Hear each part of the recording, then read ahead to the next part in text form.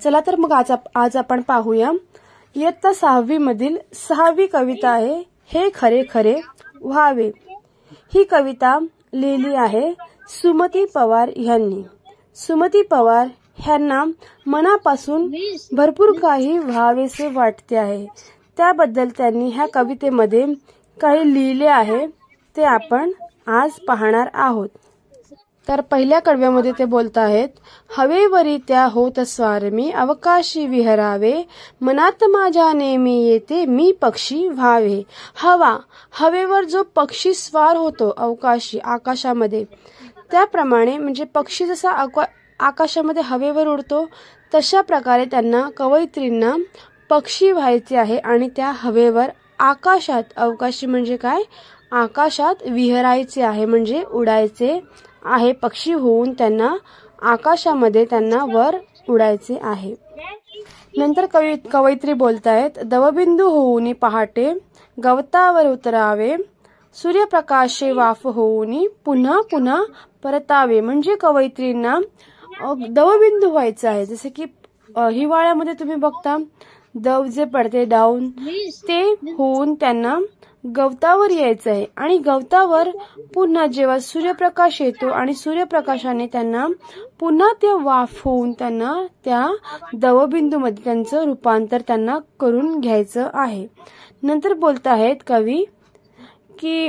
कवयित्री बोलतायत की क्षितिजावरचे गडद रंग मी ढग होऊन झुलावे, भरारणारा होऊन वारा चंद्राशी खेळावे। जे रंग आहे क्षितिजावरचे ते ढग होऊन झुलायचे आहे मला। नंतर जो भरारणारा वारा आहे तो चंद्राशी वारा होऊन त्यांना त्या चंद्रासोबत, जो मून आहे चंद्र आहे त्या चंद्रासोबत वारा होऊन मला झुलायचं किंवा खेळायचं आहे। धुक्या परी मी अलगद अलगद धरणीवर उतरावे, अवघे जग झाकून तयाला निष्किलतेने पहावे। धुक्या परी मी अलगद अलगद म्हणजे जसं धुकं अलगद अलगद हळूहळू जसं धरणीवर उतरते, तसेच अवघे जग झाकून तयाला मिश्किलतेने पहावे। जे जग आहे जगाला आपलं कसं पाहायचं, त्यांना मिश्किलतेने पाहायचं आहे असं ते बोलत आहेत।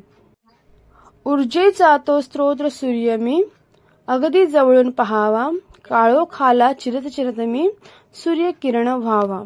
काय बोलतायत, ऊर्जेचा जो स्त्रोत आहे सूर्य हा ऊर्जेचा स्त्रोत आहे, त्या सूर्याला कुठून पाहायचं, त्यांना अगदी जवळून त्यांना सूर्य पाहायचा आहे आणि जसे